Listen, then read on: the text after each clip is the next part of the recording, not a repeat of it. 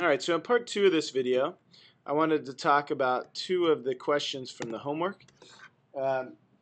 Two of my favorite questions right off the bat.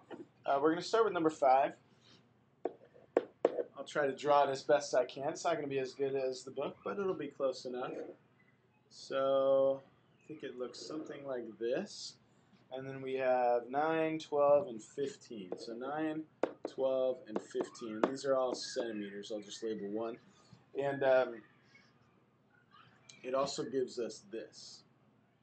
So remember, for a triangle, we need a base and a corresponding height that comes off at a 90-degree angle.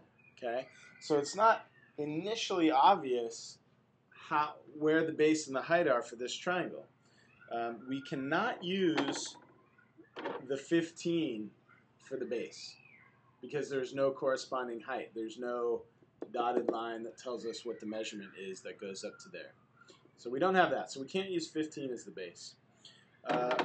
If we use 9, we need a 90-degree angle coming off 9 with a measurement that touches the opposite corner, right? And so here it is. We have this 90-degree coming off at 90 degrees. It goes to this corner, and it tells us that info. So we can use the base as 9 and the height as 12. Okay. Alternatively, you can also use the base as 12 and then a height of 9. You'll notice that it won't matter. We still get the same answer. So, or we can use a base of 12 and a height of 9. Either way, so remember area equals 1/2 BH. So in this case, we'll have 1/2 times 9 times 12. And in this case, 1/2 times 12 times 9. Either way, you get an answer of, well, 12 divided by 2 would be 6, and then 9 times 6 is 54. Going back to look at the units, centimeters, and remember, since it's area, we are making squares. So that's how you would do number 5. So that's kind of a tricky one that is good to talk about because the height has to come off at a 90-degree angle. We didn't have that from the 15, so we have to use one of the other sides as a base.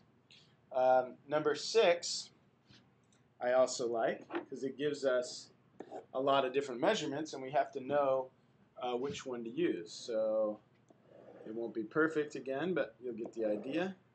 So there's our parallelogram. We have 6, 8, and 5. So this is 6, and these are all yards. So I'll just label one of them. And the 5 is in here. 5. And this is 8, and that is 6. So this problem is meant to test your knowledge of what the height would be. It's a parallelogram, so the formula is area of a parallelogram equals base times height. In this case, the 6 is not a trick. It's just to make sure you know what you're doing.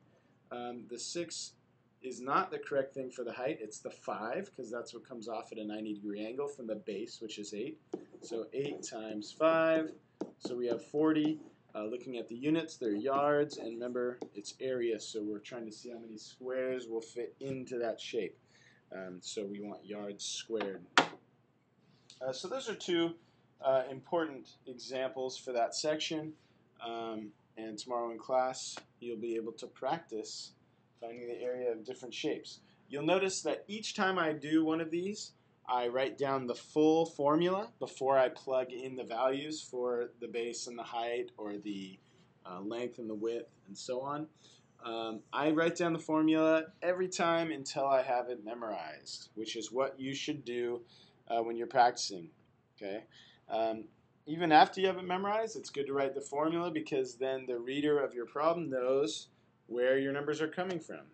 Oh, it's clear to me that 8 is the base. And it's clear to me that 5 is the h because I just wrote equals and then I replaced those two things. So it's a really good idea to make it obvious what you're doing in your work, and so the reader knows that you understand and the reader can understand if they didn't the first time. And that should be enough for this.